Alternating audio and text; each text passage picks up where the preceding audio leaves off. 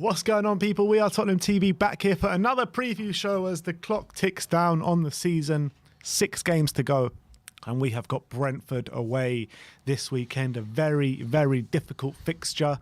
Brentford obviously in high-flying form with Christian Eriksen ever since he's come into the team. I think they've won, 5-5 since Christian has been there.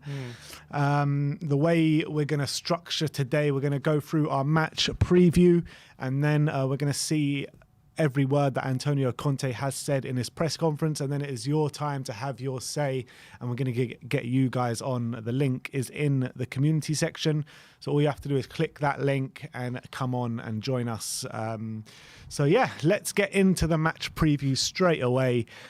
Obviously, massive game in terms of the top 4 race. Earlier that day, Man United travel to the Emirates, so we'll have to see how that one pans out first, but we do respond after that. And how much of an impact do you think that game has, Man U Arsenal, in terms of the game later? I know we don't want it to have an impact, but do you think it will have an impact? It shouldn't, because either whatever result happens is a chance to gain points on either team in the top 4 race. Obviously, it's more damaging if Arsenal win, seeing as they're the team level on points with us at the moment. And, you know, they're our biggest challengers. But look, we have to see it as a chance to pull clear of Man United, who are only 3 points behind. So it shouldn't affect us, whatever happens at the Emirates. Win, lose or draw for Arsenal.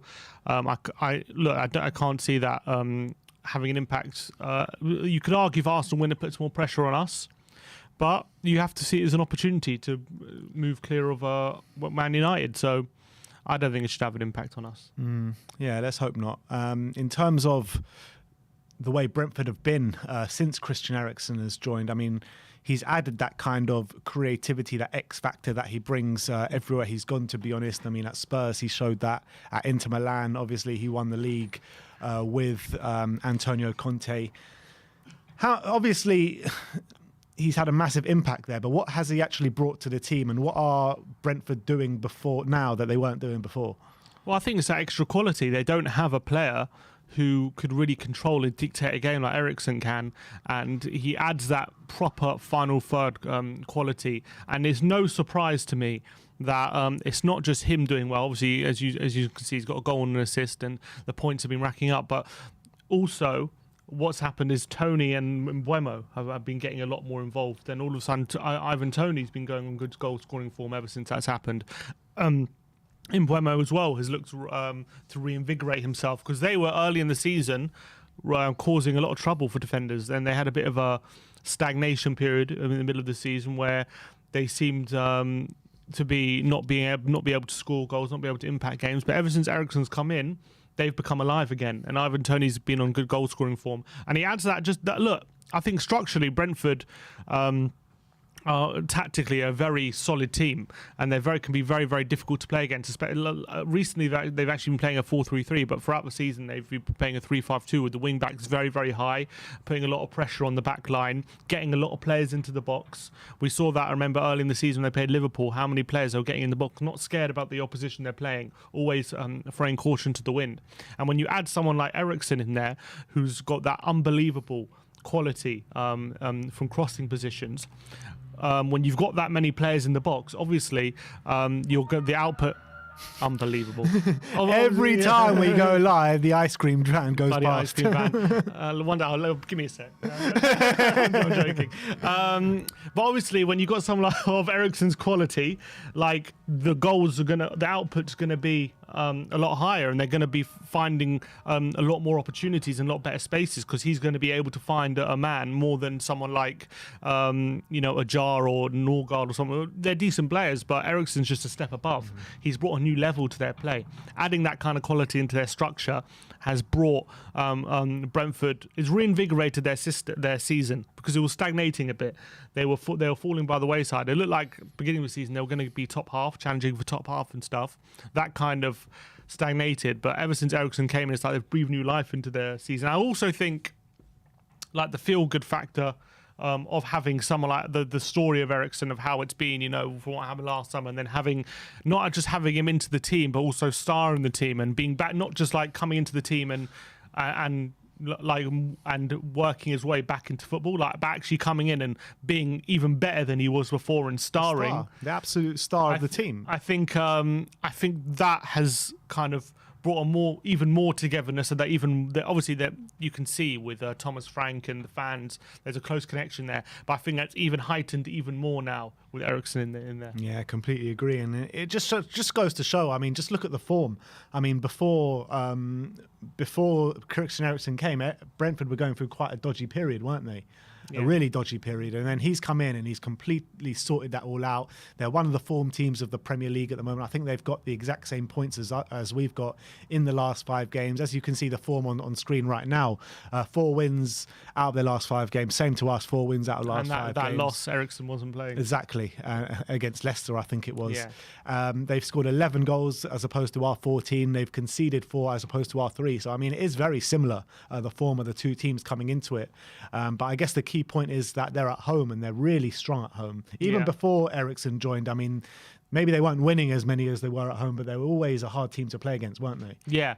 Not so long ago, Man City went to Brentford and only scraped by with a 1-0 win. They've very, especially early in the season, they were very difficult to beat at home. And then, recently they have lost. Before Eriksen came in the team, they had lost at home 3-1 to Man United. They had lost 2-0 at home to Newcastle. But then since Eriksen's come in, that home form has been back to how it was before. And it's a small pitch and they can suffocate you. And obviously they're a very, very hard-working team. They like to press really aggressively. They're a very aggressive team as well. So that coupled that with the very energetic fan base they have, first season ever in the Premier League, isn't it? Yeah. First season in the Premier League. That makes it a very difficult place to go. I remember early in the season, obviously, right at the start of the season, Arsenal went there and were undone quite comfortably. That was first game of the season though, and that 3-3 draw Liverpool showed how difficult even the best of teams are finding it against them. So this is not going to be an easy game whatsoever against these lot. They're going to put every ounce of energy into it, and even though they're safe, it doesn't matter. They're just happy to be in the Premier League and they're fighting for every point. And at home, they're really difficult to play against. Really difficult to play against. It's going to be difficult for us, man. It really is. It's going to be really when you're looking at the last 2 games, the Aston Villa game and the Brighton game, there was a clear blueprint that we struggled with, where they kind of press us high up the pitch, yeah. They suffocate us, they don't leave us any room, and that's the exact tactics Brentford are going to try, aren't they? Isn't it? Yeah, at home they're going to go for it. We know that they're not going to sit back and play low block and just try and go for a draw or anything like that. They're going to try and go for the win. They're brave, and sometimes that's been their undoing. Sometimes they've been too naive throughout the season in maybe some games. But with how they play, Thomas Frank will argue they'll win more games than they lose. And they have very strong, aggressive players. I would say, apart from Eriksen, I would say Norgaard's a decent passer, but his biggest asset is his aggression and offensive play. Janelt, he's also a pretty good midfielder. He's had a pretty good season. I think he scored a brilliant goal. Was he the one who scored a brilliant goal against Chelsea? I think the equaliser after Rudiger opened the scoring. Obviously, Rico Henry's had a great season at left wing back. He started the season on fire.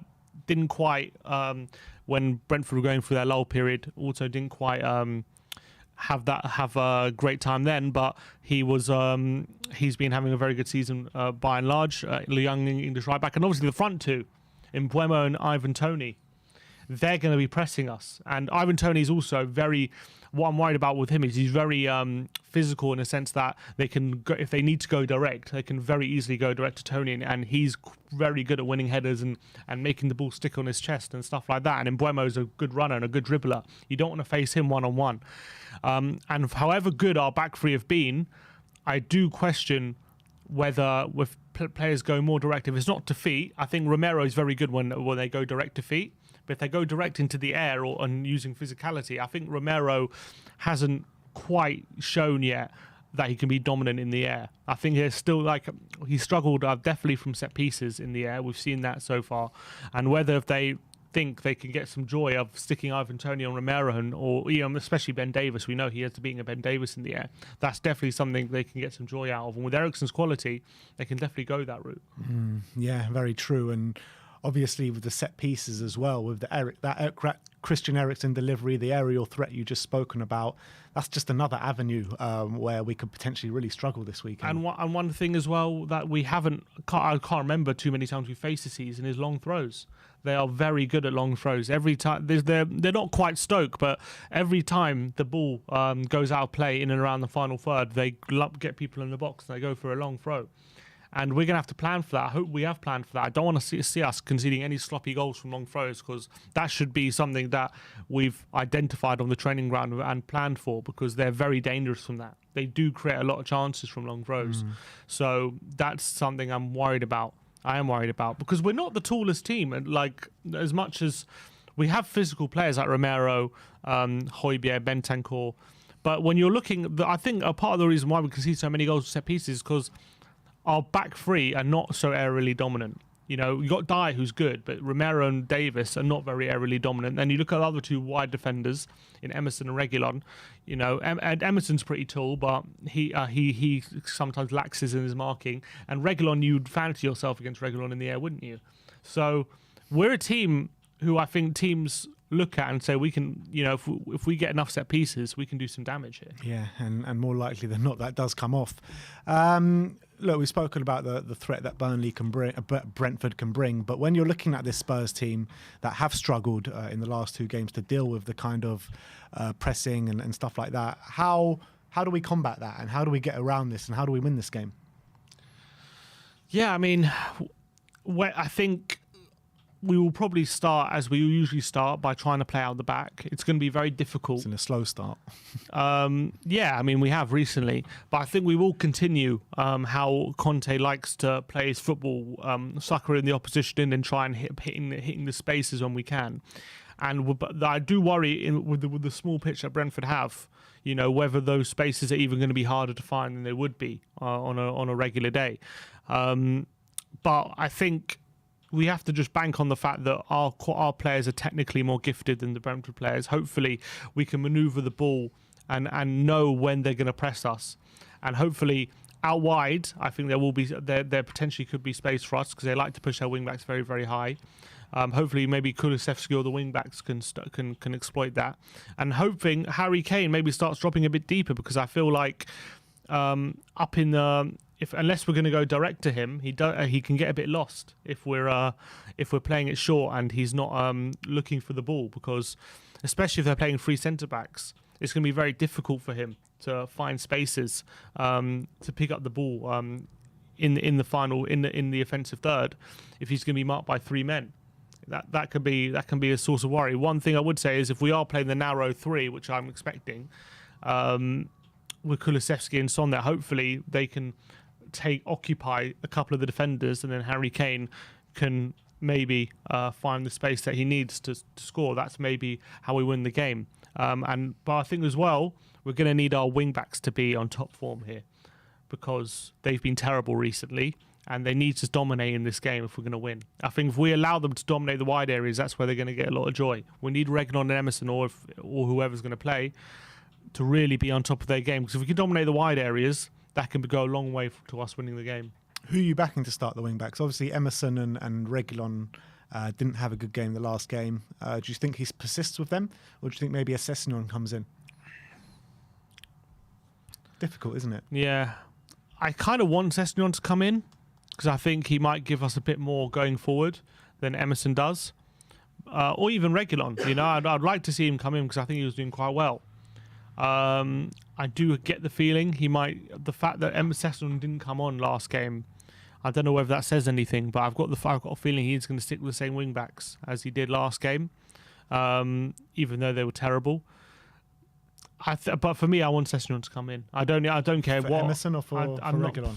I'm not even bothered. But I think probably for Emerson. I think that would be my preference. Try him on the right, give a different kind of problem to the opposition. But if it is for Reguilon, I'd also support that as well. Yeah, I'd agree with you there. In terms of stopping Brentford, is it a case of stopping Christian Eriksen and that diminishes the majority of their open play threat? No, I don't think they're only Eriksen because, as I say, they get a lot of players in the box. So obviously, if you stop Eriksen, you're stopping a lot of the quality coming in. But they do have other players who, beginning of the season, were playing very well, like Janelt and Norgard. So I don't think it's just about stopping Eriksen. Also, if they go direct to Toney, that's a big source of joy they get when trying to go forward against other teams. So I think Eriksen's the main threat, but I wouldn't say it's like Spurs where you stop Kane, you stop like 90% of our attack. I don't think it's like that. I would say it's like you stop Eriksen, it's like at the moment it's like 60% of their attack is stopping. But the fact of the matter is, I mean, they were finding hardly any joy in the months prior to Eriksen coming in, and he's come in and completely changed their kind of the way they, maybe not the way they play football, but definitely their chance creation and their results.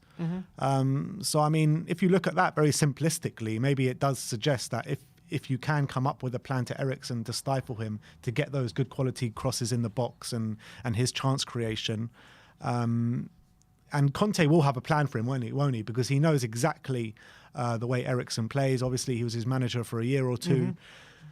If we can stop that Eriksen threat and kind of stifle him, that does diminish a lot of their threats, attacking threats.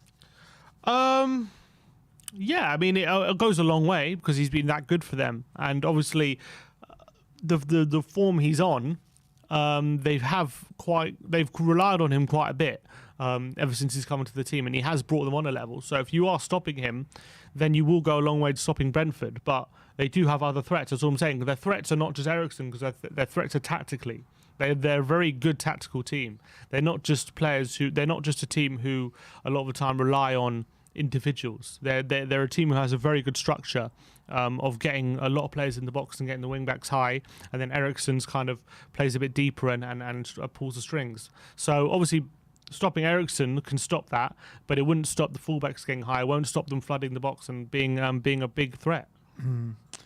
All right, and on Ivan Toney, by the way, obviously he's got the same amount of goals as Harry Kane this year in the Premier League. Is he a player, and he doesn't seem, with the kind of snippets we've seen on social media, that too keen to stay at Brentford. He seems happy to move on at some point. Yeah, would you take him at Spurs? I mean, I think he'd be a good backup striker to Kane. Again, there are probably loads of players who you could say they'll be a good backup striker. If you're getting 12 Premier League goals, and we could use that kind of firepower to support Kane for sure. And I think he's a good player, but he is 25 years of age, hasn't had a cap for England yet. I guess there's still time for him. I think he does maybe bring something a bit different to what we have, a bit more physicality, a bit more aerial dominance in the forward line. I guess there are just a few question marks because he went through a few, especially at the beginning of the season, he went through a bit of a dry patch, didn't he? Struggling to get goals. But ever since the goals have been coming, they've been coming fairly consistently. So obviously he had a great season last year in the Championship for Brentford, got like over 20 goals. A lot of teams were sniffing around him. No one really bit the bullet. But depends how much it would cost, I guess. I mean, if there's a decent deal, then I think for sure that's one. I think there are probably better targets, but there's one that definitely could be one we could visit if we don't get the targets we want. I like him though. I think he's a good player. I agree. I like him as well. A good player. And just quickly on Brentford, if Eriksen does leave them this summer, do you fear for them next year staying in the Premier League? I do, because I feel like it's a bit like Sheffield United, where like their first season they were brilliant and they were kind of bit better than the sum of their parts, and they were overperforming to their ability. And I feel like beginning of the season, Brentford were doing that a lot, and obviously with Eriksen being in there, that quality isn't them overperforming their ability. That's Eriksen playing to his ability, and without Eriksen playing to his ability, they're going to need someone probably of equal. Potentially of equal ability to keep up those kind of standards for how they've been performing second half of the season. So I do worry for them for a bit, but if they do some good scouting and good recruitment, then I think they have the structure there to win a lot of games in the Premier League, enough to stay up. So I wouldn't necessarily say they're doomed if Eriksen goes, but definitely it's a big hit for them, and they would have to make sure that they improve the quality of the squad in the summer if they're there to make sure they stay up next year. All right, massive game this weekend. That is our match preview. I think this is probably the biggest Spurs' biggest game of the season, and I think it's going to keep getting bigger and bigger if the wins keep coming. What is your score prediction?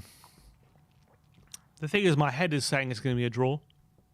To be honest, I think it's going to be very difficult. Then. I really do think it's going to be difficult this game. With the form Brentford on, I think the way they play is really effective. They play to our weaknesses, don't they? Yeah, with set pieces and really aggressive pressing as well, and the fact that they play three in the middle to outnumber our two as well, which we've been struggling with recently, and the fact they push their fullbacks high, which with the way our wing backs have been playing, even in our good performances, you could argue that's something that could worry us, but. Hopefully, knowing that we have the better players, knowing that we hopefully should be super motivated to win this game and get back to winning ways. Hopefully, hopefully Kane and Son are back on form, and if we can get some combinations going, that's going to be hard for Brentford to stop because of the way that our front three can play in full flight. If we can get the service to the front three, which I'm hoping we can. Then I think we should still win, but I think it's going to be a close one. I think if we do win, it's going to be something like 2-1, or it's going to be a very close game, or could be even a 1-0. It could be very, very close. I think we just got to make sure, if we can make sure we keep a clean sheet, then I think that hopefully there will be a moment where we can create opportunities with the players we have. I think that's what we got to focus on, just making sure we don't concede any sloppy goals, don't give them any too much more encouragement than they need. And then hopefully we find a moment or two in the game to make them pay, and we can win the game. It's a bit like, how Man City played, and I remember Chelsea earlier this season, they got absolutely battered. Mendy had a brilliant game. They just found one moment of quality and they won the game 1-0. Maybe it's going to have to be similar like that. We're going to have to make sure we ride the storm and then hit them with the quality we have when we can. Yeah, absolutely. So wait, what score prediction did you say? 2-1. 2-1 Spurs. I mean, I've been saying all week that I think we're going to be dropping points in this game. And when I looked at this game from the fixtures even 2 or 3 games ago, this game looked like one of the most difficult ones we had, barring Liverpool away. So I've been saying a draw all week, but I think with the words of Bob Spur and Barry hit me hard yesterday. So I think that we need to stay positive as a fan base. We need to believe that we can go there and win. We need to. It's so important to win this game this weekend. And it's not like that. I know they've been brilliant since Eriksen's come in, but it's not like this we're playing Man City or something. You know what I mean? They did go to Stamford Bridge and win 4-1. They did win 4-1 at Stamford Bridge. They also not so long ago they lost at home to Man Utd 3-1. They lost at home to Newcastle 2-0. They've had. Look, we saw what Arsenal did at Stamford Bridge. It's not. I think Chelsea are a bit like they've. Madrid scored a lot of 3 goals at Stamford Bridge as well. So they've been leaking a lot of goals recently at home, Chelsea. So fact of the matter is that the form since Christian Eriksen has come in, 5 wins in 5 games. Yeah, they're playing very well. It's unbelievable. But they're due a loss with Christian Eriksen in the side. They just scraped past Watford in a last-minute goal last time out. They did beat West Ham pretty convincingly, though, before that. But West Ham, obviously, they just had Europe. Look, they're beatable. They're definitely beatable, but it's going to be extremely difficult. It's not going to be a game where this is a foregone conclusion by any stretch. It's anyone's game this weekend. It really is. Quickly, Arsenal Man Utd prediction. I'm hearing obviously Pogba's out, but with Varane back in the team and Ronaldo available, and McTominay as well, and McTominay there, I do envisage a more difficult game than Arsenal might think it is compared to how United have been playing recently. Obviously, they were awful away at Everton, where they just went down to a drab 1-0, and they're awful at Anfield, where they got absolutely trounced. But Arsenal aren't as good as Liverpool, and I feel like Man United, hopefully with the appointment of Ten Hag, there's renewed motivation within the squad to fight for that top 4. And I've got a feeling there's going to be a draw in that game. Draw. I'm actually going 3-2 Man United with a Ronaldo hat-trick. No, I don't know about that. That's what I'm going for. 3-2 Man United? Yeah, that's what I'm going for. 3-2 United with a Ronaldo hat-trick. And for Spurs, I'm going to stick with you and I'm going to go 2-1 to Spurs with Sonny and Kulusevski getting the goals, Harry Kane getting 2 assists. So hopefully, if that does come through, then we're rocking and rolling, and obviously we move on to the next game. But you got to remember as well with Arsenal, as much as there was a great win at Stamford Bridge, the problems they had before that game, I think will still be there. Agreed. And whether obviously they overcame them at Stamford Bridge, a lot of it was due to luck, but fair play. They had to go there and get the win, and they did. But I do envisage a more difficult game. Yeah, and I think that the stadium will give a lot of respect to Cristiano Ronaldo, obviously, because of what has happened over the last week. And with Ronaldo back in training and with Ronaldo back in the team, I expect him to have a big performance this weekend. Yeah, it'll be interesting to see where his head is at, but hopefully he does. Yeah. All right, well, that is our match preview for the big game at Brentford this weekend. Me and my brother will both be in the stadium this weekend, and you got to watch along with Danny Kyriakou and Sean Butler. Sean Butler making his debut in the studio, so watch out for that one. The post-match fan show will be a bit different this weekend. It's going to be virtual with David Harris and Danny Kyriakou doing it on StreamYard. So. Watch out for that one as well, and give them the love and go and chat to them post-match. But that is our match preview. Now let's move on to Antonio Conte. But just before we do, we've got a super chat here from Cody Mack talking about the ice cream van. He says, "I'll take a non-dairy ice cream sandwich, please. Have faith. Conte will have them ready to bounce back. We will tear them apart. COYS, COYS, COYS, COYS, I love the confidence, and I'm sure it won't be melted by the time we send it over. Right? The sandwich will be fine." Exactly. That was the super chat. That's our match preview. Let's get into Antonio Conte's press conference.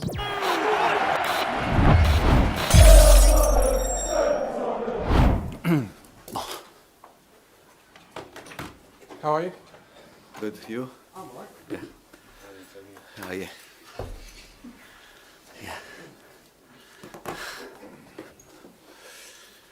Afternoon, everybody. Just start with some housekeeping. So we'll start with the broadcast section that's got no embargo, followed by an embargoed section. As always, no live tweeting in the broadcast section, please. We'll start with team news from Sky and then ask for a maximum of 2 questions per person. We'll try to get through as many as possible in the time we have. Jamie, do you want to start us off? Thank you very much. Anthony. Hello, Antonio. Hello. Just start with any team news after last Saturday? No news. Good news. No new injuries, and only Matthew Doherty and Skip and Tanganga are out. Yeah. Before last Saturday, the team seemed to be full of confidence, playing well, scoring lots of goals. Saturday was a bit of a strange performance and result for a lot of Spurs fans. Was that just a one-off, a bad day at the office, or is there something a bit more concerning now going into the running? For sure, and our hope and our desire in every game to play well, to score goal, and also to get 2 points. But you know very well that it's not every game is not simple. This league is very difficult, and in every game you have to be 100%. Otherwise, you risk, no? You risk, and I think during a season can happen this type of situation, and especially because don't forget Brighton won the last game against Arsenal, and then also yesterday Manchester City, before to score the first goal, they struggle against a team that is a really good team. At the same time, I think it was more fair a draw, but we have to learn. We have to learn that when there are games that if you can't win, you have not to lose, and this is important because at the end of the season, also the draw 1 point can help you to reach your target. Just one other question from me. Manchester United have confirmed that Erik ten Hag will be their manager next season. Yeah. How big a job is that for him? Because he's coming from a club which is very well run, which is a very clear strategy, to a club that seems to be a bit of a mess at the moment. For sure, we are talking about a big club, an important club.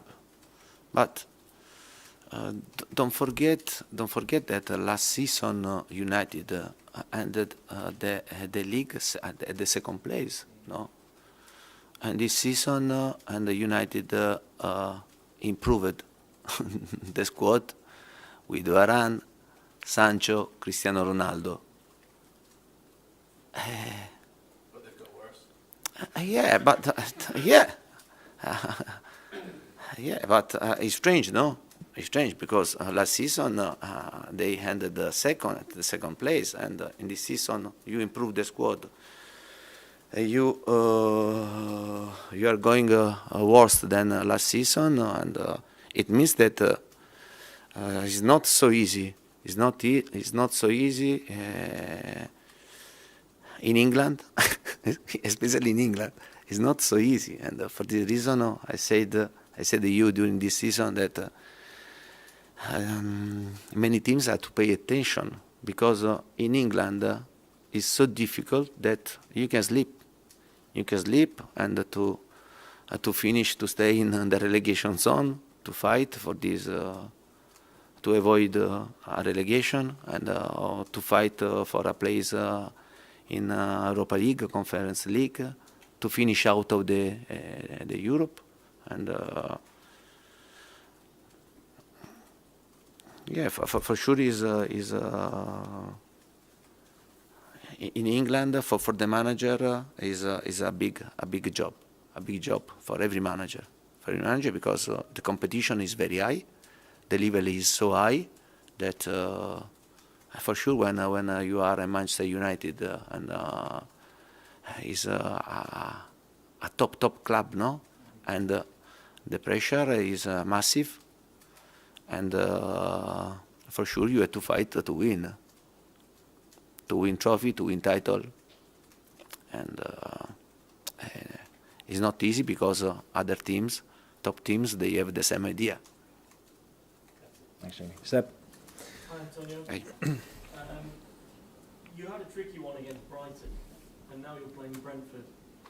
Brentford have won their last three. They've beaten West Ham and Chelsea. Do you think it's tricky to play these teams that have got nothing much to play for anymore this season, apart from trying to get as high as possible in the table? Do you feel like maybe they've got more to show now to impress everyone?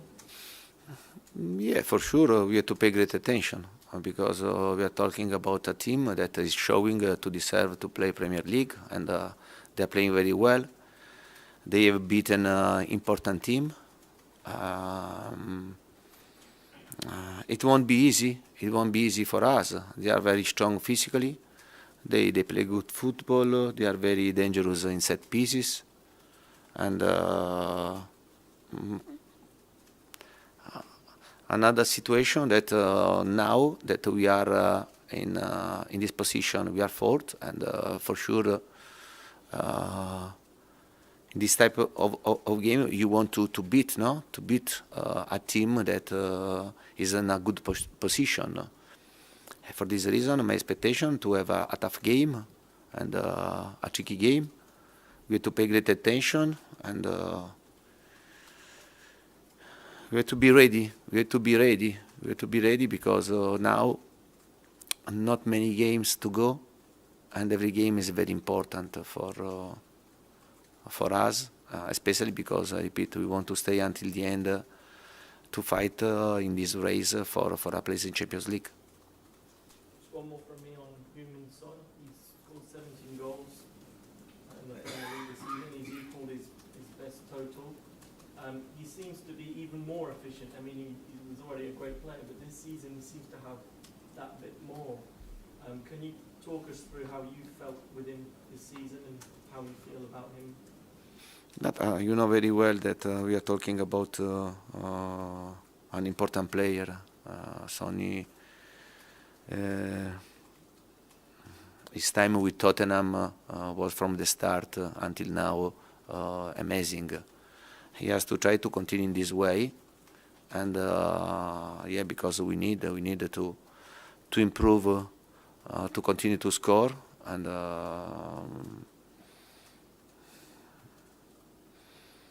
it will be very important to finish the season with the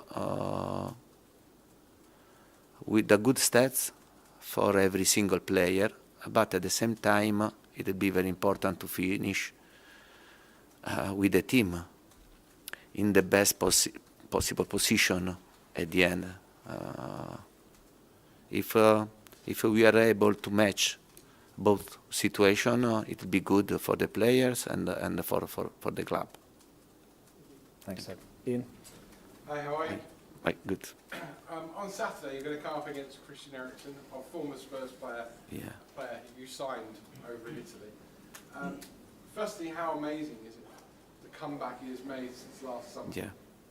And secondly, from what you've seen of his comeback so far, is he exactly still the player who you signed, who Spurs knew for half a dozen years here? First of all, I'm very happy. I'm very happy to see him to play football again, because don't forget, in June was terrible, and the images was terrible for everybody, you know. And we suffered a lot for him, for his family. I had the opportunity to meet him when he just arrived in Brentford, and I had the opportunity to speak with him, with his family, and we are talking about not only an important player, but especially a great person, a great man, and I wish him and his family the best for the present and for the future. To see him again, to meet him tomorrow for a game, it will be a pleasure for me. And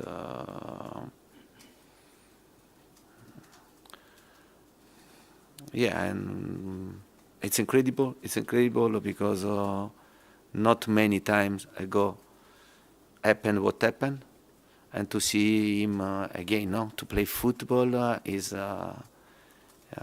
make me very happy. Make me very happy because I know that football is life, and to have this opportunity is great. It's great for him and for his family, because now they come back to have a normal life. Yeah. And for most of the time you've been here, when we've been speaking to you, you've been chasing fourth place. You've been behind Arsenal, and we've said, can you get fourth? Can you get ahead of Arsenal? Now you are the team that everybody else is chasing, and I guess you're still probably chasing Chelsea in third. It's a very congested table. Is there any more pressure on you now that you're in that fourth place and everybody else wants to take it away from you? But I think first of all, I think that we were very good to be in this race, and 6 games to go. And honestly, before we didn't think, we didn't think that there was this opportunity. Instead, through the work, through the improvement, and we earned to stay in this race. And now, for sure, we are in this race. We want to try to stay until the end. We know very well the difficulty to compete with other teams, and I don't think Chelsea can go in this race, because Chelsea is, in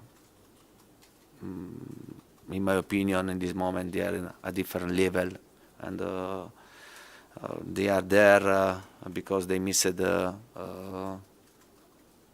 some games, but they don't stay in this race. I think that we have to fight with Arsenal. That yes, they show to be in good form, and United, West Ham, and also there is Wolverhampton for this. And we have to think to ourselves, and we deserved to stay in this race. We earned to stay in this race, and now we have to fight. We have to fight until the end, and in the last second of the last game, we'll see which will be our place, in the table. Thanks, Ian. Nigel? Antonio, in recent weeks, West Ham, Man United, Arsenal and yourselves have all dropped points. Why do you think nobody's been able to take charge of the race for top four? But I said before the game against Brighton that in this type of race it will be very important to do less mistakes possible. Yeah, but in this league you can drop points with in every game because the game that you are going to play they are all very tough. And they are not easy game that you are sure I'm going there to get 3 points. And United against Norwich, 3-2. And before, at 75 minutes, they were 2-2. And very, very, very difficult. And especially because when you are going to play against teams that are involved in the relegation zone, and West Ham, Barley, and you know that it won't be easy. And I think this race, the team that is able to do less mistakes from now until the end can earn the possibility to play in the Champions League next season. Thanks, Nigel. And we'll finish this section with Alistair, please. New 5-year contract for Oliver Skip this week. I mean, how important can he be for the long-term future for Tottenham? Yeah, but I'm very happy. I'm very happy for Skippy because we are talking about a good player, young player, a player from academy. And you know very well the importance also to develop for this club to develop players from the academy. And in the squad we have Tanganga also, and then Scarlett, Harvey also is improving a lot. I'm very happy for him because he's not only a good player, but we are talking about a fantastic guy. Unfortunately, he had this problem. And he's having a bit of problem, no, with this injury because in this moment he's not available. I know his frustration. I think this renewal of contract show him that we trust him a lot, and it will be very important for the present and for the future for Tottenham. And yeah, I'm delighted for him. I'll ask you a very quick coaching question.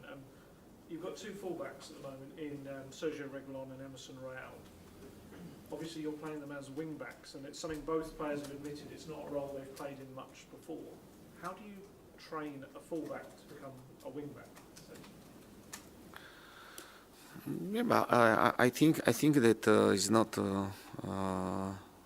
We are talking about a role that is not so difficult. No, it's not so difficult because maybe tactically is the easier role to understand the way to play. For sure, you need to have a specific characteristic, to have a good engine, and to be strong physically, and this is very important because when you have the ball, when you are in possession, you become a striker, you become a winger. When you are not in possession of the ball, you become a defender. Yeah, I think that these players are improving. We are talking about young players with a lot of space for improvements, and we are working with them, with Emerson, with Sergio, also with Sessegnon. Yeah, but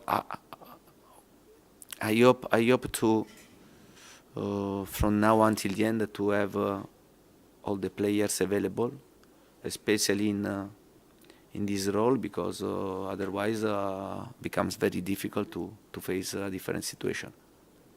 Okay, we'll end the broadcast section there, please.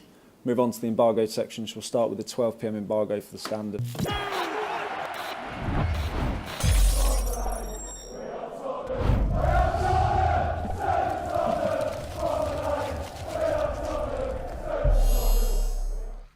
All right, so that was every word Antonio Conte had to say on the press conference. Not really that much take away from it, but anything... Yeah, he didn't talk much about Brentford, did he? No. Like, he was Spoke a lot about Man United. Yeah, he spoke, which is interesting. He was just saying how difficult it is in England, how it was weird for Man United to finish second, improve the team with Varane, Sancho and Ronaldo, and get worse. And it just shows how important getting the right players and having that right environment is to improve it. It's not just about the recruitment, it's everything surrounding it as well. And I think Man United is evidence of that you can't just sign three good players to improve your team and expect everything to get better. It's more than that, isn't it? Yeah.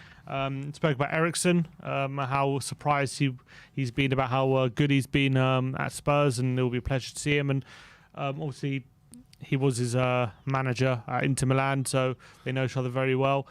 Hoping that he has a one-off day, but we'll see. And he was talking about the end there about the wing backs, which was a bit interesting, just about how he feels changing from a wing back from a full back to a wing back is not so difficult to understand. He said, which I thought was interesting for him to say that. But I guess it's not about understanding; it's about just doing the job, because maybe it's not difficult to understand, but I do think it's difficult to do.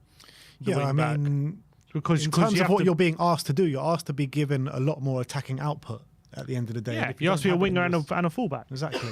It might be easy to understand it, but it's definitely more difficult to do it. Yeah, and I think obviously different players will adjust to it in different ways. But when you're looking specifically at someone like Emerson, he just doesn't really have that attacking output to really play the role.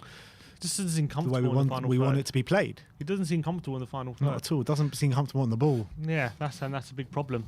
And it'll be interesting to see if he does change it on Saturday or not. But yeah, look, it's going to be a very difficult game, and hopefully we overcome the challenges that Brentford are going to bring.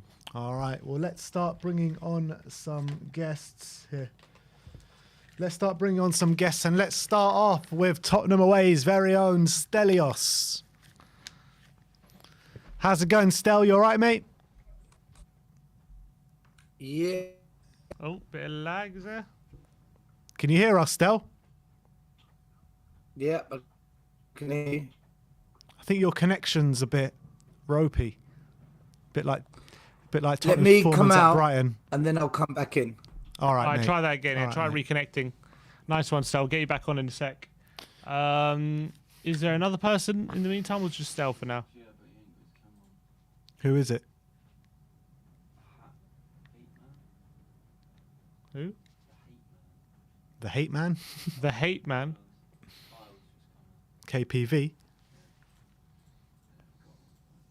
Give us a sec. We are going to start getting some callers on. Yeah, let's try go back to Stel and see if his is any better. Stel, that seems a bit better. Guys? Yeah, that is better. How are you, Stel, first and foremost? I'm good. How are you guys doing? Yeah, not bad. I mean, getting geared up for another massive weekend of football. When you're looking at this game, Stel, what sort of confidence are you going into the game with? We're going to batter them. We're absolutely going to batter them. I know you weren't expecting that, were you? Is that your genuine opinion? Yeah, because there's this kind of pattern that keeps happening, right?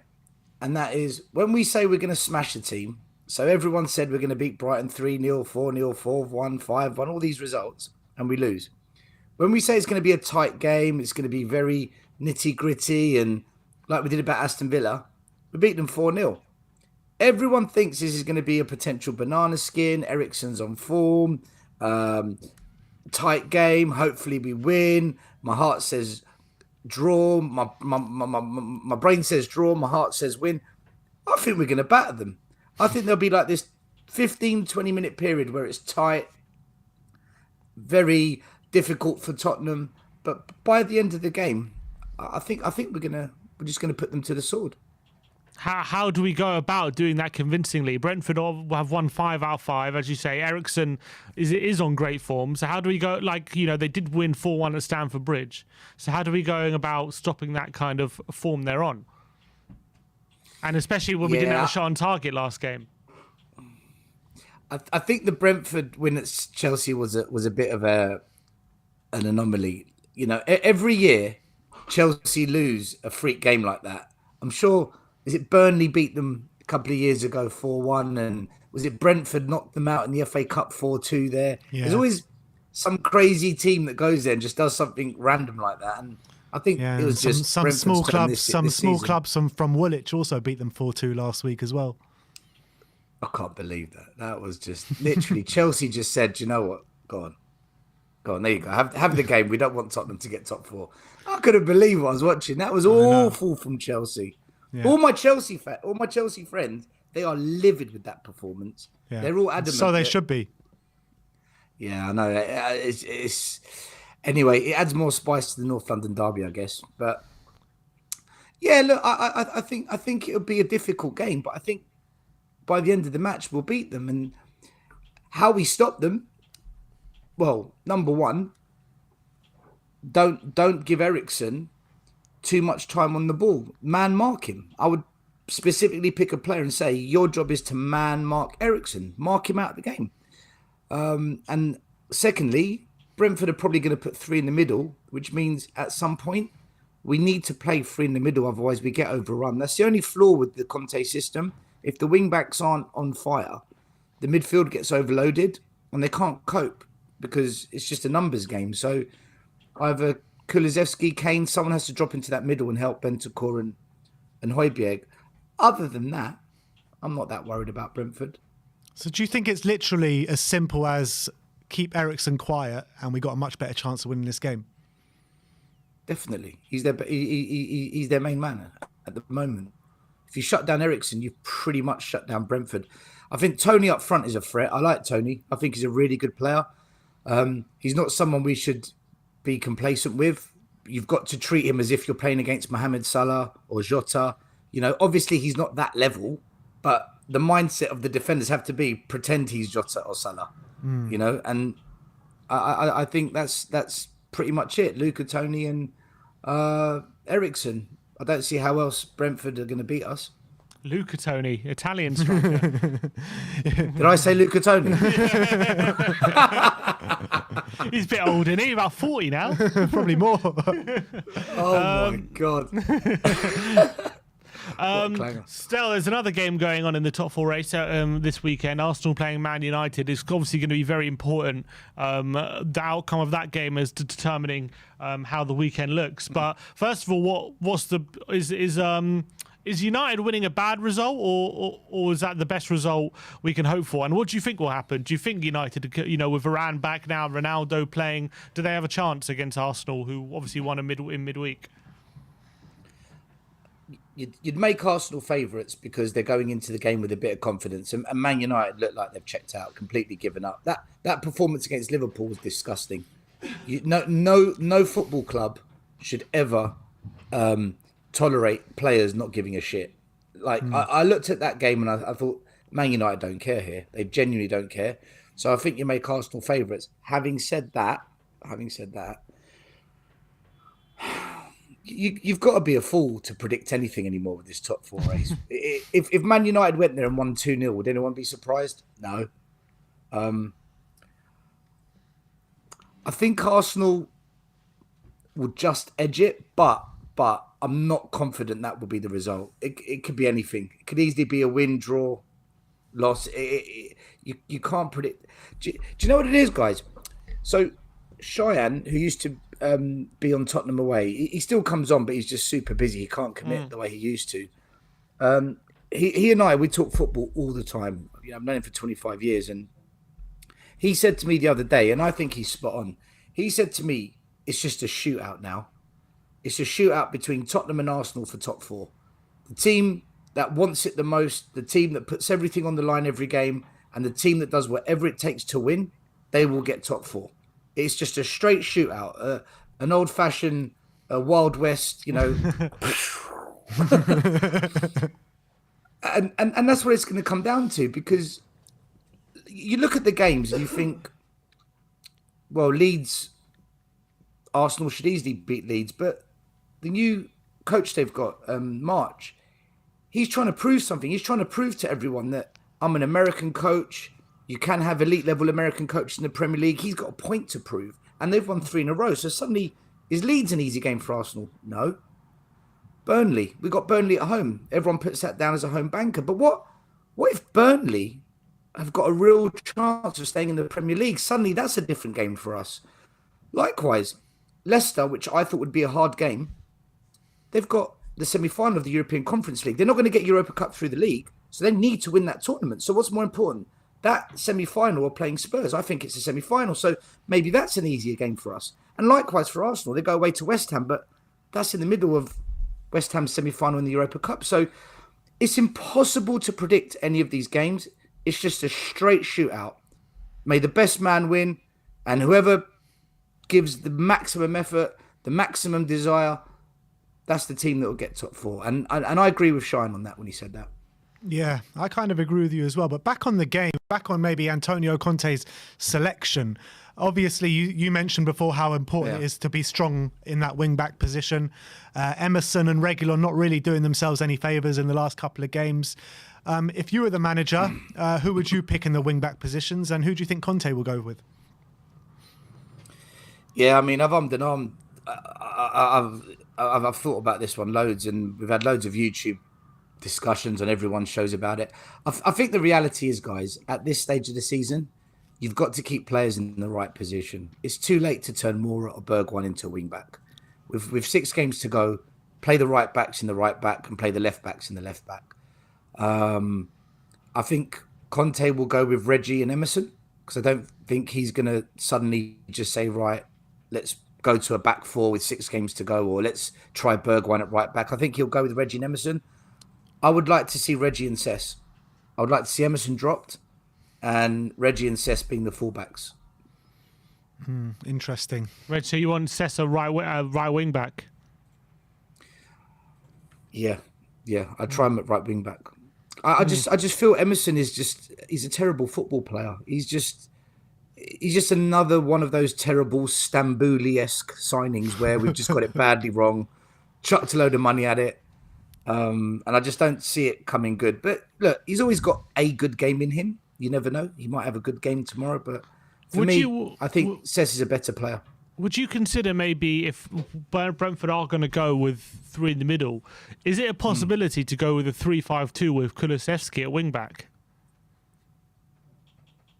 Which he's done, which he said he can play there before. What, with Winks in the middle? Yeah, Winks, Højbjerg and Bentancur in the middle. No. You wouldn't do that? No, I think if you put Winks in the middle, we slightly become weaker. But in a 3, to be fair to Winks, when he's played in a 3, he's been much better than he has been in a 2. Like against Liverpool, he was in a 3. He was quite good. I remember Leicester away, he played in a 3 and he was pretty good as well, wasn't it? Leeds, he was in a 2, but that was a one-off game where he played well in a 2. But like he usually, when he's in a 3 and he has a bit more protection around him, he's less exposed, and that maybe that can make us a bit more combative in the centre. Do you think that's something he might consider? You're freaking me out, Sim. Look, of course, God, Winks. I mean, I'll tell you what I'd like to do. If we were to go to a 3-5-2, I'd like to play Son as a lone striker with Kulusevski just behind, almost as a false number 9, and play Harry Kane as the attacking mid. I'd rather Kane drops into that midfield to make up the 3 and have Kulu and Son as the front 2. I think if you make Kulu a wing back, you take away another attacking threat high up the pitch, which is something I've really been impressed by Kulu. So my answer would be no to Kulusevski becoming right wing back, but I do like the idea of going to a 3-5-2 in certain games. And in fact, we need to go to a 3-5-2 in certain games, because otherwise teams have sussed us out. Just put 3 or 4 in the middle and we get overrun. So Kane would be my option to drop into that midfield. And how on the whole, I know you said it's a straight shootout now between us and Arsenal, but how are you feeling in the top 4 race now? Do you think we're going to get it?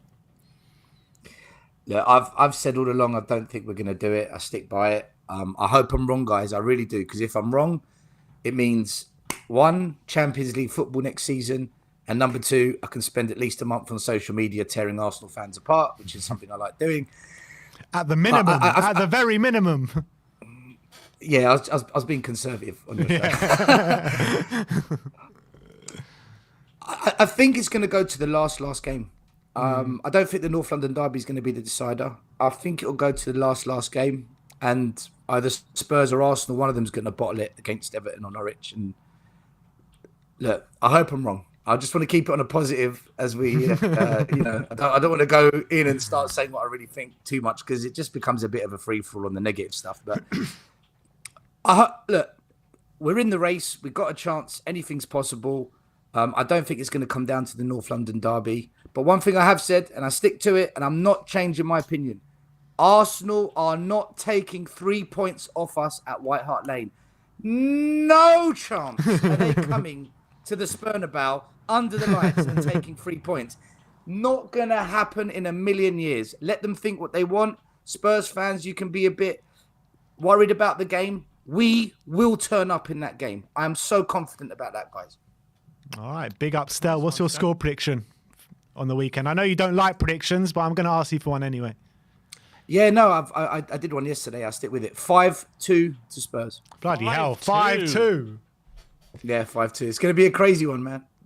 Come on, Stel. I'm loving the positivity today. Absolutely loving it. Did not expect it. Love it. Thanks for coming on today. Oh, and go on. Quick mention to all the Greek Orthodox Spurs fans out there. Happy Easter this weekend. We celebrate 1 week later. And especially to your regular guest, George, because I know he celebrates it too. Well, happy Easter to you, Stel, and happy Easter to you, all you Greeks out there celebrating. So big up, Stel. Thanks for coming on today, and we'll speak to you soon. Take care, guys. Nice one, Cheers, Stel. mate. Good to see you, mate. Big up, Stel. Bit of positivity from Stel today. I love it. Cody Mack says confidence scale is scary, Stel. He's not wrong, to be honest. He's Freaked not a lot wrong. of people out. Yeah. Let's move on to our next guest, and that is KPV. Yes, Carl. How's it going, mate? You're on mute, mate. You're on mute, Carl. Carl, you're on mute. It's our end. It's our end, Carl. Just wait a sec. Oh, all right, Carl, you're up, mate. You're up. How you doing? I'm good. Yeah, I'm good. Are we gonna beat Brentford this weekend, Carl? God's sake. Yes, we are, but forget the big score. I'm not going for a big scoreline. Allow that. I'm going 3-1. 3-1. Yeah. Ginger from Sweden's going to score 2. Then Son, because Son already scored against Brentford twice last year. Semi-final Carabao Cup, then the Premier League. So, why not? Kane's going to provide them, as we all know. So, yeah, it's going to be Kulusevski 2 and Son 1. So, yeah, we're going to win 3-1. How much of a threat do Brentford pose, and how much is it about shutting down Christian Eriksen on the weekend? They've got, obviously, Ivan Foot up front. I don't know how much they pose as a threat, but we need to shut them down and shut down our former player Eriksen and keep them quiet. Then, I know you're gonna ask who would I put the wing backs? I'd obviously put maybe Bergwijn a right wing back. I know he doesn't like playing there, but we need someone there because Emerson Royale was not signed for that position. He's a right back, but we need someone there. I think Lucas will probably play there, but it's probably going to be Emerson again. He's not good enough. He's shit, but Oh, we've lost Kyle there for a second. No. 1 sec, Kyle. 1 sec, Kyle. Just give us 1 sec. We'll bring you back on. You're back now. You're back. You're back.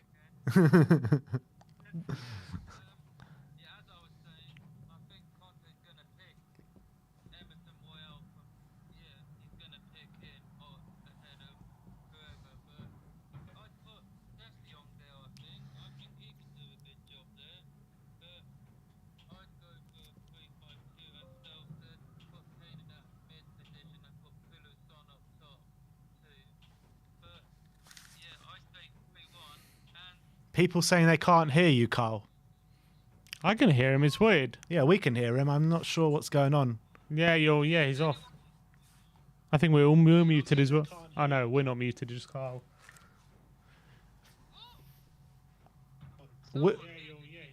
We can hear you, Carl, but people in... I don't know why people can't hear you. Very strange. For some reason, you're muted, Carl. I haven't pressed anything. No, it's not you. It's...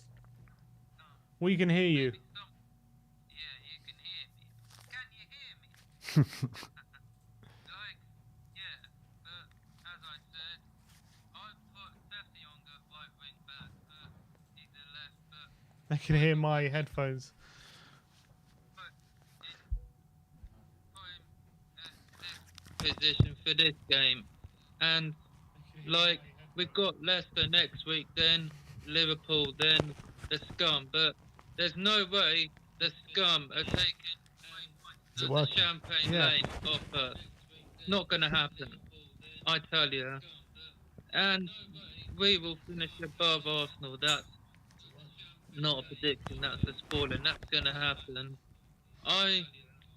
But if we finish above Arsenal, then I will wind up every single Arsenal fan. You bet. You bet. What's the score? So what's your prediction? So you're going 3-1 this weekend. And Arsenal, what's their score going to be against Man United? Well, it's going to be the same as it was in December. 3-2 United. Ronaldo 2, Bruno Fernandes 1, as it was. Arsenal, I believe, went 2-1 up at the time, if I'm right. But, yeah, 3-2 Man United. As you know, Ronaldo loves a goal against the Scum. But, like Kane, but Ronaldo's going to score. That'll be for his born boy who died. So, going to be 3-2 United. All right. 3-2. All right. All right. Nice one, Carl. Good to see you, my man. And let's hope for a 3 points on the weekend.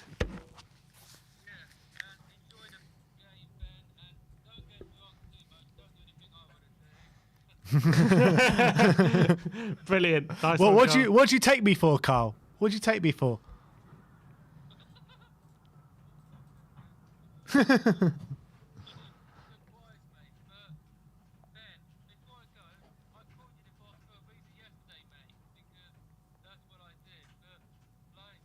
What was that reason?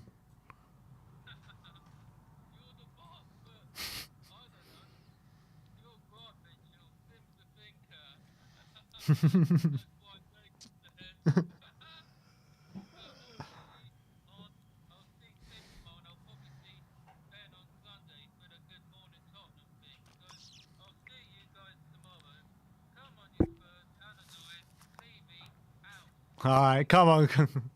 Come on, Carl. Thanks for coming on today, Carl. mate. Thanks for coming on today, mate. We'll see you soon. All right, let's go. Let's keep going. I'm not sure what was happening with his audio there, but I was trying to do the assisting with putting my headphones to the mic. Hopefully, we don't have to do that with our next guest because he always has something very important to say. And let's bring him on. His name is Jory, VFX, if you want to follow him on Instagram. Jory, how you doing, mate? Hey guys, I'm good. I was listening to your interesting takes on what to do now without Doherty, with Stell and so on. I think big up to Stell as well. I think he's right about the bouncing back thing. You know, I'm feeling good as well about it. So you know, that's usually when we feel good. That's usually when something not so good happens. But yeah, let's hope we don't have too many good feelings from now to the end of the season. Yeah. But we need to work on this. You know, we need to just try and go on the evidence. You know, and if you like, we know we need to take care of Eriksen and we need to take care of Toney. If you flip it, you know, look at the list of tasks that Brentford has. You know. Mm-hmm. Yeah, I would rather have our problems than their problems, you know. So that's for sure. Yeah. But Jory, sorry. What is your opinion? You were saying it's an interesting talk that we were having with Stel, but what is your opinion on the wing-back situation? Exactly. I was going to go into it. I thought Sim, you brought up a really interesting alternative maybe with Kula on the wing back side, or playing a wing back. I think actually that might actually be something that we should look at. What I would say is, like, if we have Bentancur and Højbjerg, I would put Lucas in the middle rather than Winks. He's because we don't need the holding side of it. And I mean, to be honest, I really rate Lucas higher than Winks defensively. Not that they're either of them anything that. I mean, Lucas great on the press, but like, of course, he's not a holding midfielder, that's for sure. But yeah, I think that definitely is one option. I was kind of thinking. I had kind of decided that it would probably end up, or I was hoping or leaning towards the option of having Emerson in his normal position, and then Sess as the wing back on the other side, and then going into what I talked about with Bergwijn and Lucas as wing backs, maybe doing a little bit of a lopsided thing there, leaning, like pushing Sess really forward, and it would also kind of maybe make some joy, because we've been a little bit underutilizing that side, I think, apart from the great game that Son had, where he had the hat trick and stuff like that. But in general, we haven't. We're more tending towards going through Kulo now, understandably, So, but that would mean that Kulo would get a lot of space, If we were pushing high on that side, Kulo would get a lot of space on the other side, So. But I do think, like, I hadn't really. I remember thinking, like, I don't know why I didn't think of it, but I hadn't thought of having Kula as a wing back, and I think that's definitely something. If we're running into the same kind of problems that we've been running into now lately, then definitely we should look at that, I think. Yeah, because I think if we're playing the 3-5-2, potentially there could be if it is Winks, say we play in the centre with Højbjerg Bentancur, you would think that actually he would be a wing back, but he could play almost as a winger anyway on the right hand side. Then you have the kind of two strikers, and we won't get outnumbered in the middle of midfield, and hopefully we'll have enough players if Kulu is caught upfield to cover anyway in Højbjerg Bentancur and Winks, if to cover Højbjerg going forward, and obviously we still have the three centre-backs here with Romero on that side as well. So that is something maybe we could think about, because in the last couple games, our midfield has just been pressed to shit, and we haven't really had an answer to it, and unless going a bit direct like we did against against Villa. But not everyone is going to leave that big ocean of space like Villa did for example, Son's second goal, where he was just left to run all the way through, unchallenged and one-on-one. You're not going to find that space all the time. So I think maybe we need to start gaining more control in midfield, especially against teams like Brentford who do like to play a three in midfield. Exactly. I completely agree. I mean, I would want to go for the 3-5-2 in terms of if we're up against the same thing. For me, it's just like we cannot let them overload our midfield again. That's going to be a disaster for us, I think. So whatever, fortifying the flanks so that we can use the full width of the pitch to play out is one way to do it. Another way is simply to have the numbers in the midfield, with the five in the middle and all of that. But I think it really, I think you bring up a great point there, because when they're doing this new formula on us, if we get out of the first third, we're in then it's bonanza time. Then we're gonna have a party, So with our fast players and all of that, So even though it's a little bit uncomfortable having this formula set up on us, it's also a trap, We can turn it into a trap, So and I think exactly the Brentford manager, I think Thomas Frank is exactly the type of guy to kind of be too enticed by that kind of a trap. And Antonio is exactly the guy to now kind of turn it around. So I think it's a really good point for that. And I think, like, in terms of the real danger from Brentford, I think if we do any of these scenarios and we put Højbjerg on Eriksen and we put Romero on Toney, we should be we would be mitigating by far their biggest threats right there. So even in transitions, even in confusing situations, if we have these two players locked down, we should get away with most of our lapses or however. But in general, I just think, because like you said, if Kula's playing like the wing back, if we're being able to play out like we want to, and if it's going the right way for the first third, then our play is basically, it's gonna be a winger play the whole time, basically, because we want to keep it, and that's what we've been doing in our most successful setups. It's all on their half, and that's exactly what we want to do. So it won't be a struggle for any of us players really once we're in their half of the pits. We should be ticking really well, but it's that getting over that line is the big thing for us here. But it's good, it's great. I think it's great hearing Stel and hearing you, Sim, and myself. We're no Conte, we're clever guys, but we're no Conte, and we're seeing options now that we've had some time to think about it. So I think we're not as stuck in our own half as it might have looked like. Especially the Brighton game was shocking, of course, but that's also to do with mentality and intensity and stuff like that. So yeah, and obviously there's another big game in the top four race this weekend, Arsenal against Man United. Obviously it would be better if Arsenal don't win, but how are you looking at that game? Does it matter what the result is for you? Does it, if Arsenal wins, to keep up their momentum, or do you just see it as a chance to gain some ground on either of our top four rivals, whatever the result is there?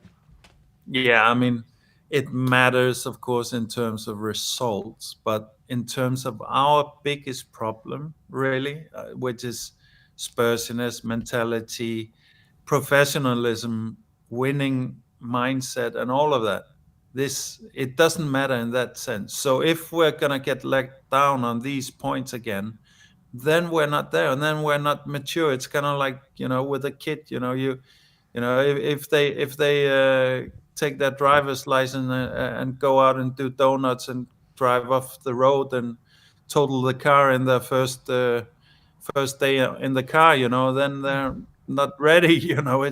It's not nice that they had an accident, but it is what it is. So we shouldn't really be hoping for. It's kind of like I said with Arsenal. If they get into the Champions League, fine. What are they gonna do? They're not gonna do anything. They're so far from like, they have a pretty good project in terms of players. I'll give them that, but they'll play along, and of course it's football. Anything can happen, but in general, this is not the season where they're gonna kick on in a Champions League competition, for example. Whereas if we get in, we know that there's no way that we're gonna let the board and Levy get away with not going all out, whether it be the Prem title or the Champions League. We're gonna compete with the biggest guys.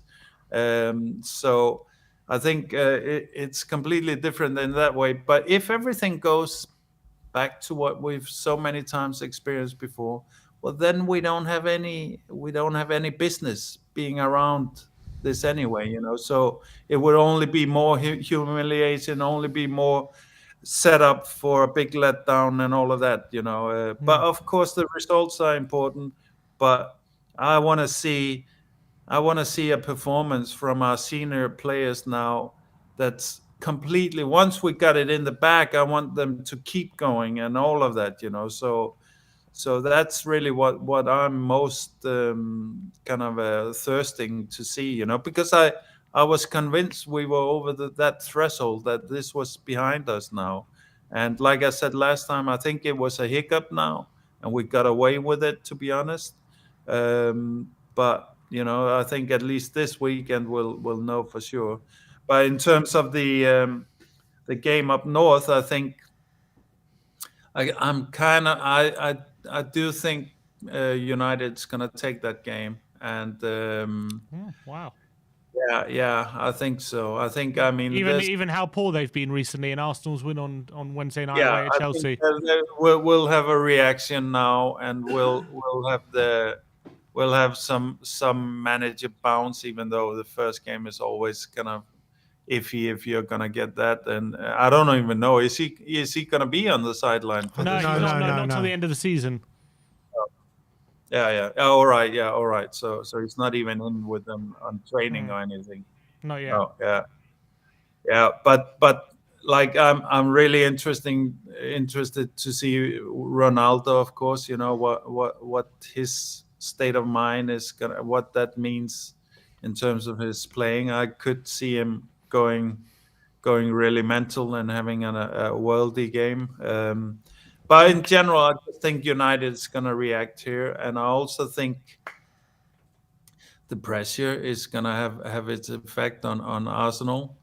I think they have overconfidence now in what they did at Stamford Bridge and so on.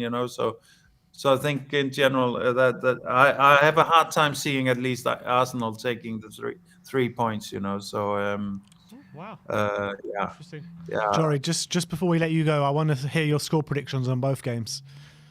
Okay, so my tradition lately has been to go one shy of Kyle. So what was Kyle's? He said 3-1. 3-1 exactly. So the tradition hasn't really been working for us. So I'm gonna switch it up. I'm gonna add one now, and I'm gonna say 4-1 then. All right. 4-1. And in the Arsenal game? The Arsenal game, I'm gonna say it's gonna be 2-1. Carl said 3-2 to Man United, so you're going one less. Yeah, one less there. Yeah, I mean, gotta keep some traditions, right? All right, Yeah. absolutely. Jory, absolute pleasure to speak to you, my friend, and we'll see you next Always time. to speak to you, Jory, mate. Speak to you in a bit. Take care, guys. Up the Spurs, come on. Spurs. Come on. All right, let's move on to our next guest. And here's Bobby K. Here's Bobby K. Here's Bobby K. Bobby, how's it going, my friend? I love you guys. You know what? You really know how to make a guy feel better about himself first thing in the morning. How you doing, fellas? All good, my friend. How are you? I'm well. I'm glad to see you guys. It's been a little while there, so it's nice to see you guys in person. Basically, this is the closest we can get right now. But how are things in your ends, fellas? Yeah, man. I mean, Ben, you were ill a while ago. You had the big C there. You're all right. You recovered. yeah, all good now. All good now. Ready for the game this weekend. Looking forward to go to the game this weekend. I haven't been to a game for a couple of weeks. But before we get into it, do you want to just let everyone know about your kids' channel that they can subscribe to? Look at you, man. Look at you guys. This is why I love you, That's it. Unfortunately, the Daniels brothers have a little competition. The Kang brothers are up there now. Yeah, the boys just, it started off with a little something for my older one. It was a school project, basically. And he had options in terms of doing a social media account kind of thing. And we cut it short. YouTube was one of the options. So I said, well, why don't we just do that? It's already simple for me. And he had to get 25 subscribers and maintain an account for 6 weeks. At the time, we had 8 weeks left. So I said, let's finish off the season, and they've just been loving it so much. We were going to do just a simple post-game show, 15, 20 minutes, but they're really having a good time with it and everything, and they're looking forward to when they can have the brothers battle, the Daniels versus the Kangs there. So I sniff a collab with them one. Yeah, we'll figure something out and get you guys on there, though. I know you're busy, but yeah, I appreciate the support there, guys. It's been really good for them. They're having a lot of fun with it, and that's all that matters. It's great for me to be able to do something for my kids. So just that alone is a fantastic feeling. You guys, you got your grandpa involved. And how great is that to have him involved? Unbelievable. With you guys and everything. Yeah. That family connection you can't ruin, and that family connection's in the Spurs community itself in a whole. And I'm seeing that. The boys jumped up to 100 subscribers literally within 2 days because of all you guys. You know what I mean? I sent a message out to the Spurs, community and everything, and of course my family, and my mom even subscribed. God bless her. And but it's great, and they're having fun with it. So thanks for that. I appreciate you guys asking about it. But yeah, where are we at, fellas? Here, I know you've pretty much covered everything. So what do you want to talk about? I'll leave it in your hands this time. I just talk want to too much as it is, know. so. I want to know. I just want to know your opinions on the game this weekend. Obviously, it's a very difficult game against an informed Brentford easy. side. No, it's not. No, we're fine. Oh, okay. Well, thanks for coming on, Bobby. It was really great chatting to you. No, we're fine. 6-0, we're good. All right, guys. Thanks for singing. Have a great day. No, you know what? Honestly, I think what it was obviously we have you guys have pretty much covered everything. You've had all your legends on already covering everything. Jory to come on after him is just probably the worst part of this, because he's just such a wise and he covers pretty much every aspect of everything. So it's like, okay, how do you follow in footsteps that are 17 times the size of the ones you're laying down, right? But I'm confident only because of the Conte effect. I believe on it. The whole cat was the way the mice played. We had one bad game. We were lucky that Arsenal lost to Southampton as well. We shouldn't really look into too much of that. Oh, well, they beat Chelsea and they crushed them and blah blah. In reality, we were expecting the other way around, for Chelsea to smash them and them to smash Southampton anyway. So the points would have been there. We'd be level on points anyway. So I don't want to read too much from that. Like my man Barry, Nick, Sean, Mr. Anget likes to say, one at a time for us. Let's look at us. F everybody else. Let them do their thing. I think the United Arsenal game now has taken a major twist, because with Ten Hag being announced, is it going to motivate the players now to say, look, we've got somebody coming in, we've got to put on a show for him, let him know what he's walking into, or with Ronaldo's very unfortunate situation, what's his mindset going to be? Players sometimes coming off something like that come back even stronger. And I can see Ronaldo coming back stronger because of his mindset and the way that players, like this guy, as he's aging like a fine wine. We can't argue that. He's just getting better and better almost. And it'll be interesting to see what happens, because Arsenal I don't think they had a great game. I think Chelsea just shit the game away, and they took a brown envelope from somebody from Sky Sports. I don't know if I'm allowed to say that or not, but I'm the one that's banned. Allegedly. Yeah, allegedly, yes. Sorry, my English is not so good. The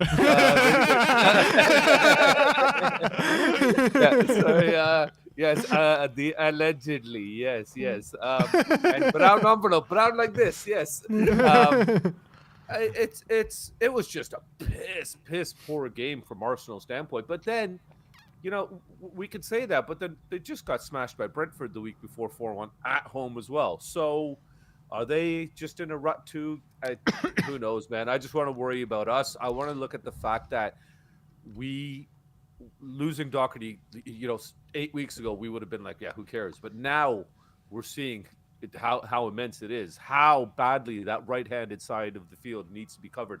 I'm at the mindset were, me and your good friend, you might know him, this guy Brian Daigle over here. I've heard of him. Yeah, a few people have.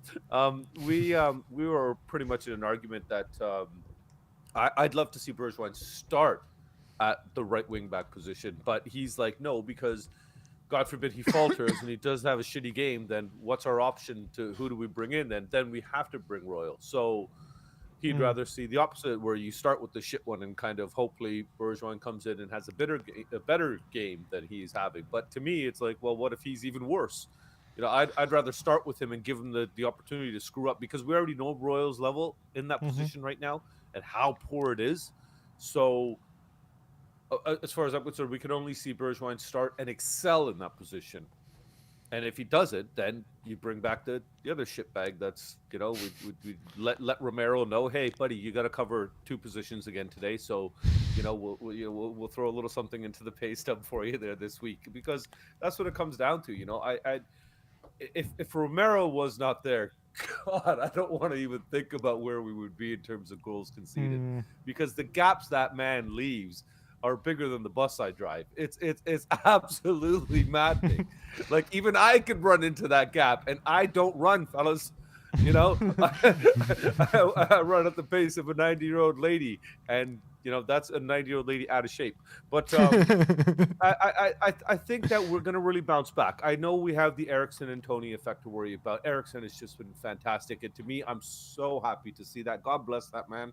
It's so happy to see him back healthy, smiling, and playing football again. He looks like the Eriksen we had 2 years before he left. Not the one in the last 16, 18 months that kind of we all called a sucky bitch, and his gameplay went down and this and that. His head was turned. There was a lot of factors in his life. We don't know what was going on. His wife could have packed the bags and said, well, I'm leaving, and if you don't come, that's it.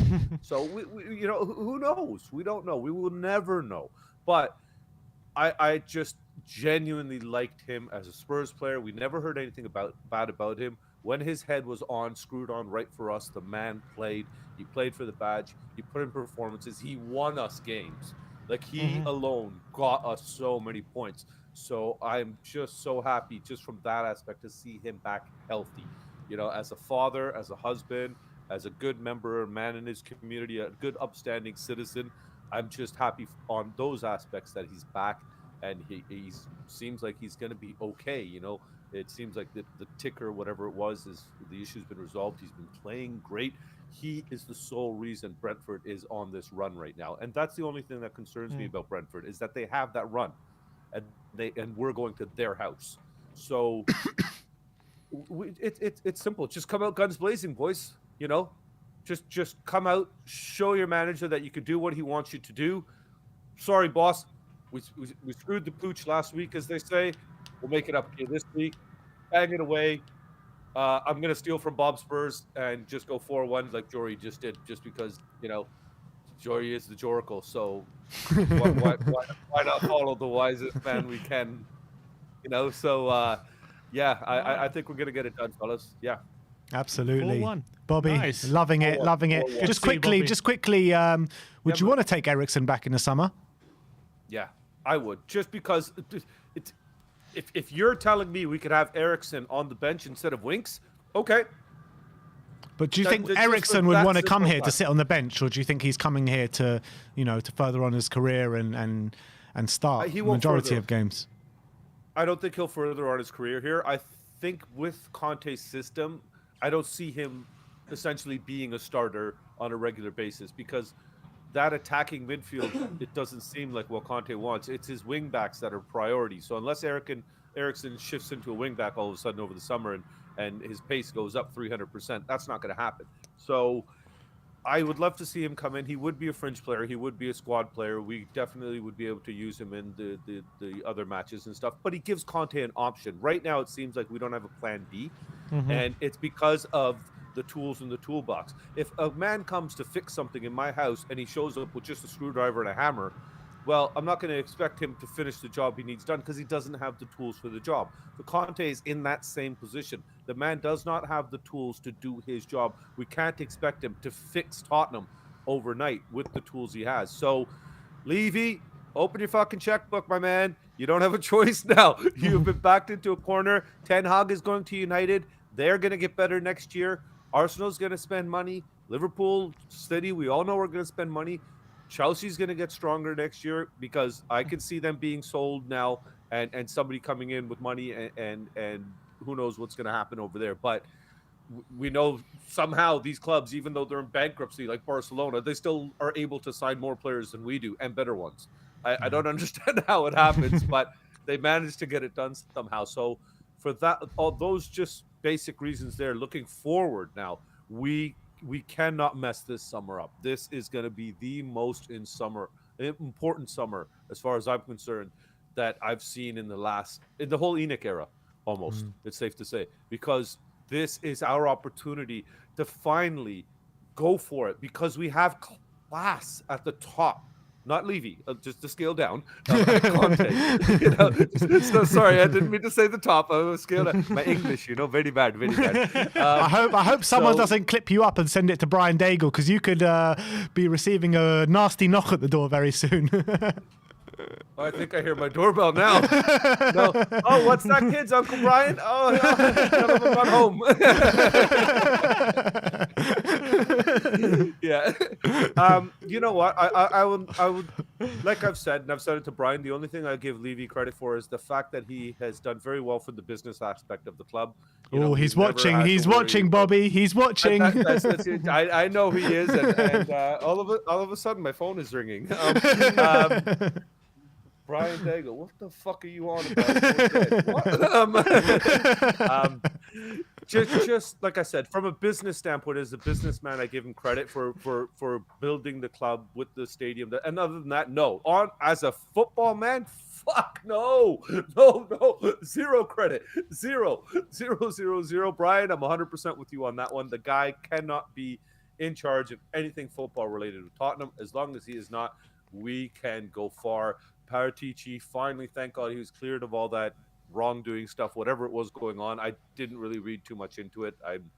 I'm terrible about that stuff. I just kind of go with what you guys are telling me and whatever I see in the streams and stuff. So that's my knowledge regarding it. And like I said, I'm just glad he was cleared so that there's no black cloud over the club now. We can just get on with our business. The footpath is there for us.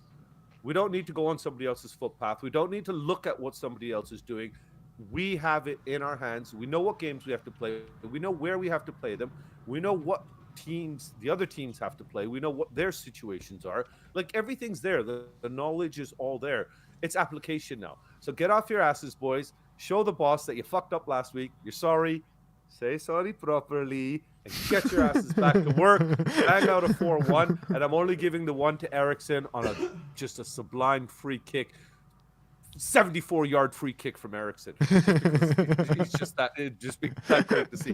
But that's it. The rest, everything is going to be shut down. Tony, I'm sorry. You're going to go home pissed off. Hopefully your missus will make it up to you.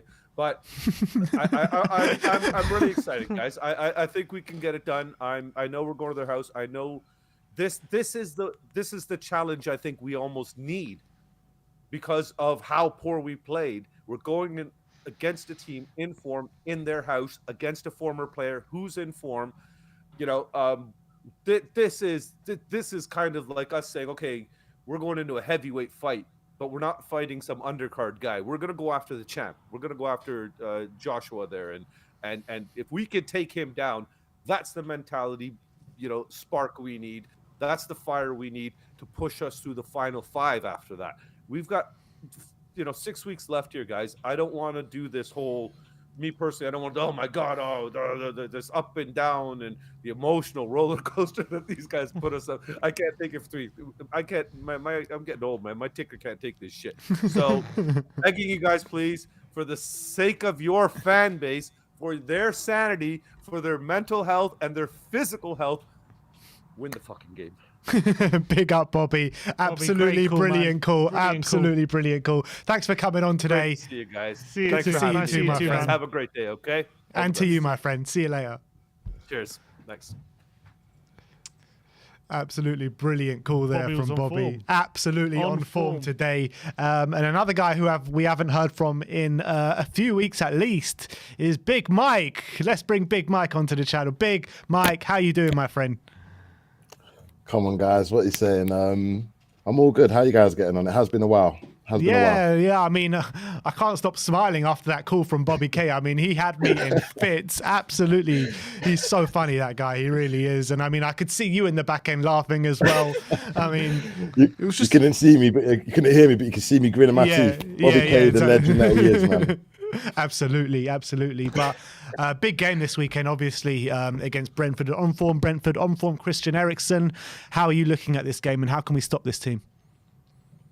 I'm like with everyone else. I feel quite positive for some reason. I don't know why. And I think it was Jory said that's not usually a good sign. And it's a shame as a Spurs fan, but it's like, oh, no good feelings, guys. That's probably how we're going to win the game. But I don't know. Conte's body language looks good to me right now. He seems confident. I think we're going to do it. It is going to be tough.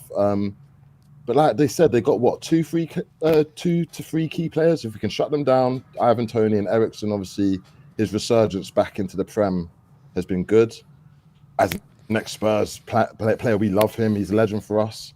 So I hope he does well, just not this weekend. Let's hope he has a bad game. I don't want to see no 74-yard free kick. Sorry, Bobby, I don't want to see that. I want to see him shooting out to the corner flag and this, that, and the third. Yeah, so let's hope he has a bad game, and then continue it again. Whoever you're up against after us, but just let us get those 3 points. I think it's a really important game to win because no matter what happens in the Arsenal United game, it's important that we get points. Because one of them is going to get points either way, or they're both going to get points. Just to touch on that game, I'm kind of thinking, I don't know why, but I'm with the others. I can't remember who said it, but I think United is going to nick it. I think Ronaldo's going to, first of all, my condolences to his situation and their recent loss. But I got this feeling, knowing if I know Ronaldo like I think I do, he's going to dedicate this game to the unborn. And I think he's going to do a masterclass, almost like how he beat us, how he beat, Norwich single-handedly. I think he might do the same again to Arsenal. That's what I got to hope for, because United as a team are absolutely useless. If they play the way they've been playing, Arsenal are going to run over them. That's what I really believe. Just hope Ronaldo will turn up. Is there any changes to the lineup you'd like to see coming to the game on the weekend, or would you like to see us go unchanged? Personally, me, I've said it from before. I think we do kind of need to go 3 in the middle now. I think the last game kind of showed me again that once teams flood the midfield, we don't have the plan B. So if we are going to go plan A and it doesn't work, I would like to see a tactical switch to get us back in the game, whether that's 4 at the back or 3 in the middle, 2 up front. We can't let teams run over us. And when it's clear as day that they're going to, we need to switch it. We have to do that. So would I like to see a starting lineup change? I'm not too sure. Maybe Bergwijn is the only I'd like to see him come on as the first sub if we need an impact. Maybe that's the only criticism I could make. He deserves more minutes. I think he's showing us that he deserves a bit more than 5 minutes, 7 minutes at the end of each game. So otherwise, I'm quite happy with the team. I know we did lose the last game, but I don't want to panic. I think we have been quite solid up until that point. If you're saying we potentially need to go 3 in the middle, is that you saying put Harry Winks in there? And if you are saying put Winks in there, who do you take out? Nah, I don't want to disrespect Winks, but I think, he's kind of done. I think even that last little cameo against Brighton, he didn't really show me anything that he brings to the side that us 3 here talking now couldn't really bring. I don't know what I would do exactly. Obviously, Bentancur and Højbjerg sitting there. Maybe you just, you slap Kulu in there, a bit more aggressive, an advanced playmaker kind of thing. Kane and Son up front. I think no matter what, Kulu, Son and Kane have to start. There's no justification for them not starting. So I don't know. Conte's got to figure it out. But if we did start the 3, I think I would keep the same and just kind of gamble Kulu as a sort of number 10. I'll just take the risk. Or even Kane as the number 10 and Kulu, Son up front. Or Son, Bergwijn, if you wanted to really sort of mix it up, maybe. Would you consider Kulu a wing back potentially? Or do you think that's not an option?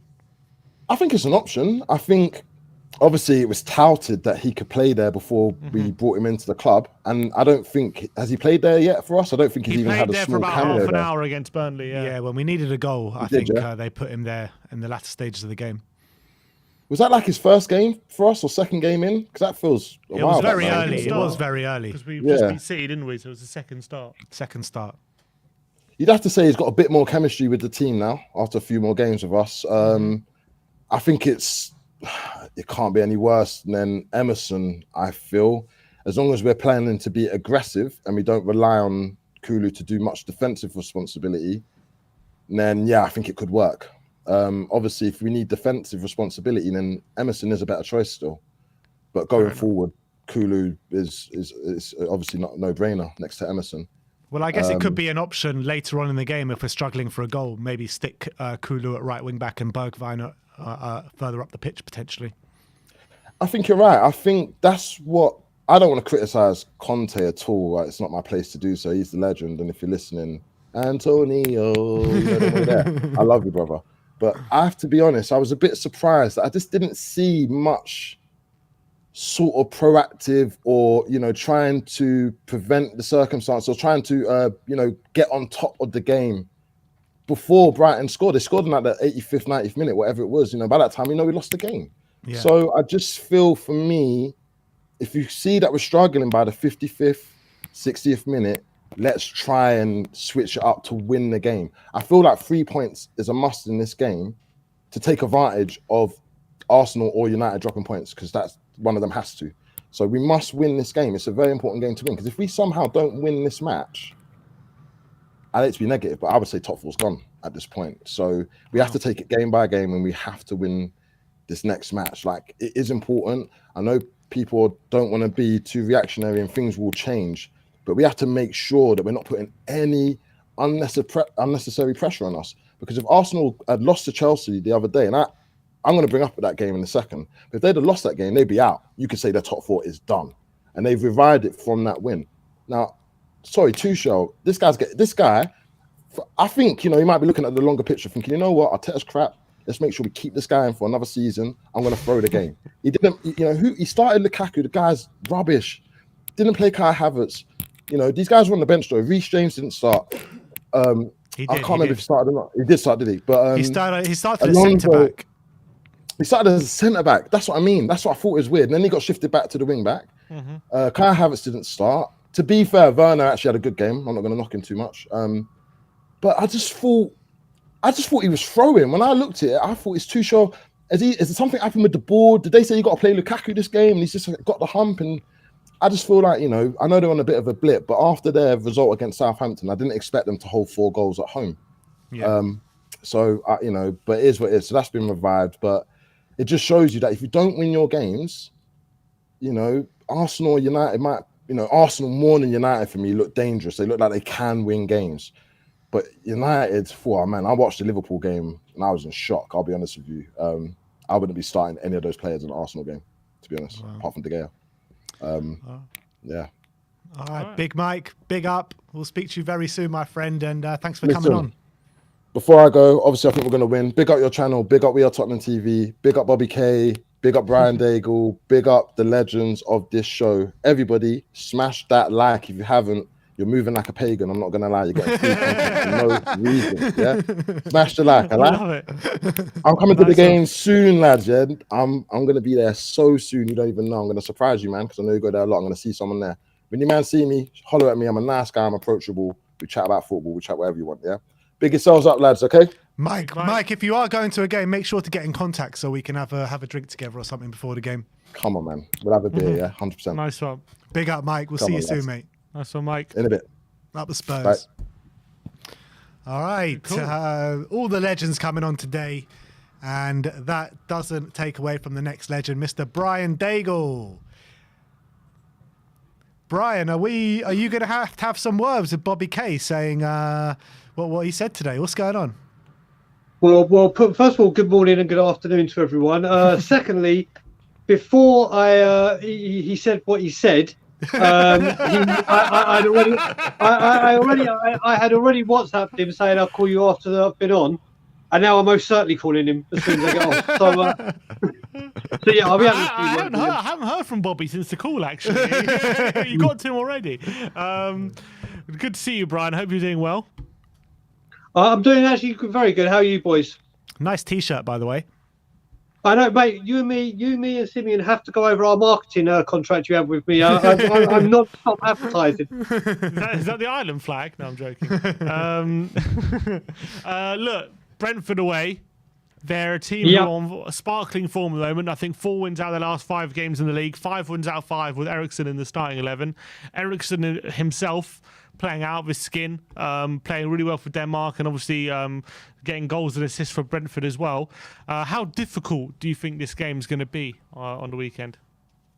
Well, extremely. I mean, on the very first show we did on your channel when you were on Ben Stagdo, we did me and Brian did a play-by-play on what results we think we were going to get, and I said even then Brentford a draw, and that's before we went on this run. So I'm sticking with it. I think it's going to be very difficult.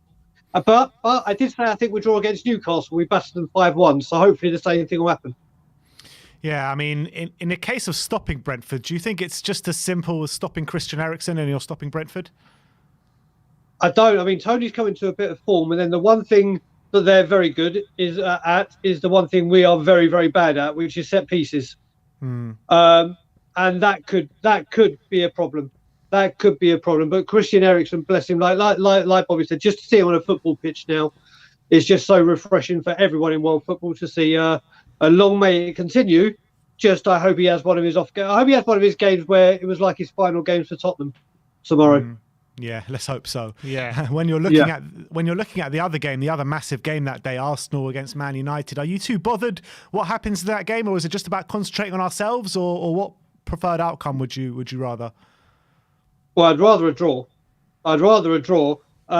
But I think both teams know they need a win, so I think it's actually going to be a very entertaining game. They've got to, both of them have got to go out, and then we do what we do. Listen, we do not only need to care about what we're doing. That's the best way to do it. But you can't say that these players don't look at this before the game, like Arsenal weren't watching us last week at Brighton.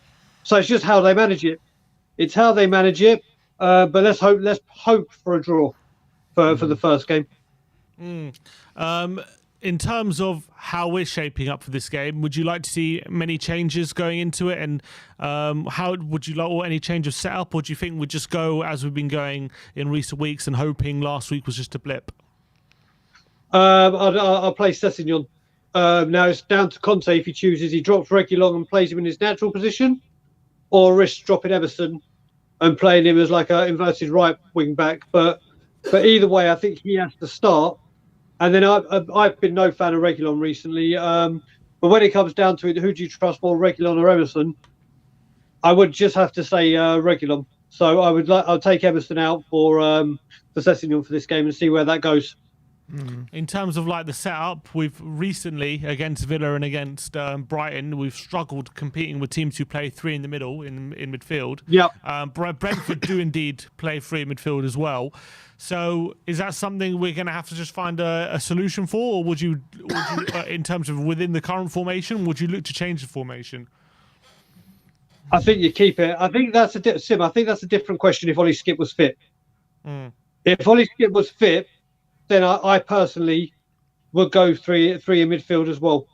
That is exactly what I would do. But we don't have him, so I think I would have to keep it the same. But then if Benton, has there been any news? I haven't listened today on Bentancur's injury. Is he fully recovered, or is he still carrying a little knock? I think he's fine, to be honest. He might be carrying a tiny knock, but I think he's fine for the game.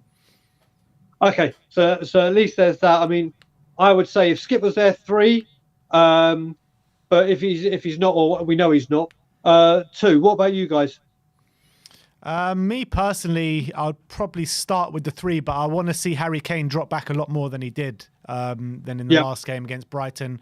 I'll probably keep the same system and just basically ask Harry Kane to drop deep a bit more, and then maybe if we're struggling later on in the game, shift Kulu to a right wing back and bring on a Bergwijn.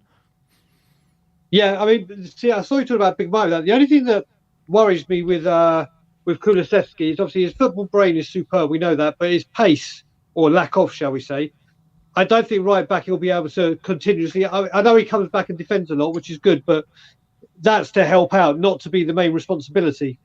Well, the thing is, Brian, we've seen Conte in Conte systems, players like that, like a Marcus Alonso, who's not really blessed with the biggest pace, really thrive in those positions. Yeah, well, you've just gone and sunk my battleship, haven't you? That's a very good point.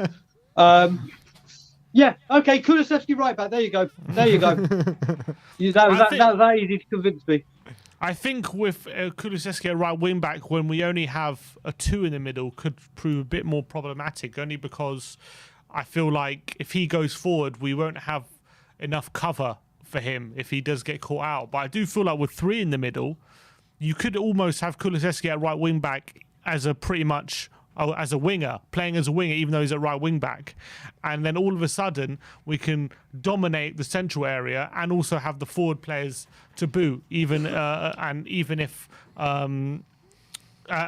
because I feel like if we play 3-5-2 with Emerson at wing back and Reguilon, then we just look too toothless going forward, because the middle, we don't have too many creative players, and we're relying on Kane and Son to kind of do all the damage. But if you do like a 3-5-2 with Kulu at wing back, then I feel like you could strike the right balance there. Yeah, if you were to play 3 in midfield, then what you've just said, Simeon, sounds like actually a very, very good idea. Very, very good idea. But the only problem I have with it, do you start temperamentally starting with things this far into the season? That's the Because if problem. it does go tits up, there isn't the time to kind of make it up. So, are we running more risk trying that than playing Sessignon there on the other side? That I'm not too sure. Yeah, probably right. What's your score prediction, Brian? Unfortunately, I've said it all week, and I said it weeks ago, either a 1-1 or 2-2 draw. I really, like I said, this game, and I wish I hadn't said what I said because I said it before the United game. I said I'm more worried about going to Brentford than I was to Liverpool, because at least Liverpool will play our style and we'll try and counteract them, but they're just on fire. But yeah, I, unfortunately, I'm going for 2-2. But I said 1-1 for Newcastle, and it was 5-1. So let's hope. I need to start saying a draw for every game, like Bob Spurs says 4-1 every game. Just before you go, we got a comment here from Cody Mack for you. He says, Daigle, don't make me pull out the clip of you saying I love Levy. And then he says, ask Brian if he wants me to post that clip. He knows damn well, because so you know that's the very, very, very first. Okay, so what happened? I went up to College Talk and Ball show, and I've got to be very careful what I say so he doesn't clip it again. So I'm going to use my words very, very carefully. So we were talking about the Toby Alderweireld sale, and I said that he got however old he was, who'd been at the club for ages, he got more money back for him, reportedly, than we bought him for. And I said, in that capacity, how he did it, like how he got 18 million for Kevin Wimmer, was smart. And I'm choosing my words smart very carefully, because that's where I said I actually called him, I said I called him a genius. And he's clipped me again. I said I'm going to choose my words carefully, and then I say the exact same words. But that's what I was talking about. But Cody has clipped it and done what he does. And Cody knows I'll be seeing him called for slander, because he's got me on about 6 different things. Yeah, he's probably put that away. In the words of Cody Mack. Oh, no, that's what Cody does. If you ever get the Cody Mack gift stir in the pot with the cat, that's Cody's calling card. He also just said in the comments that your lawyer's just been in touch with him. Oh, good. It's taken a little longer than it should have done. So he's literally clipped me 6 times. He'll go go to your Twitter, and I go to my direct messages. I see a message from him. I'm like, do I want to push this button? But yeah, honestly, he is very. Cody, this is a goddamn genius for his Twitter game and clipping game. I have to give him that. He's the Twitter king. That's what I call him. The absolute Twitter king. Without a doubt. Brilliant. Brian, always a pleasure, my friend. And have a good weekend. Shabbat shalom. And we'll see you soon. Shabbat shalom. You certainly will. Brian. And as always, get those fingers ready. Big up, Brian. I love the way he gets them ready like that. All right, do we have anyone else? All right, that is it for today. You got more content coming your way. Predicted lineup. The match preview is with you already. You got Tottenham update coming your way, and the Perspective joined up with Predict the Prem for this weekend as well. So a lot of content coming your way. And obviously tomorrow is match day, where the pre-match pump up with David Harris, followed on by the watch along with Danny Kiriakou and Sean Butler, and the post-match fan show with David Harris and Danny Kiriakou. And obviously me and Sim will be inside the stadium bringing you all the clips from inside the ground. So looking forward to the weekend. Massive weekend in terms of the top 4 race. Thank you everyone for joining us today. Like, subscribe and comment. And as always, come on you Spurs.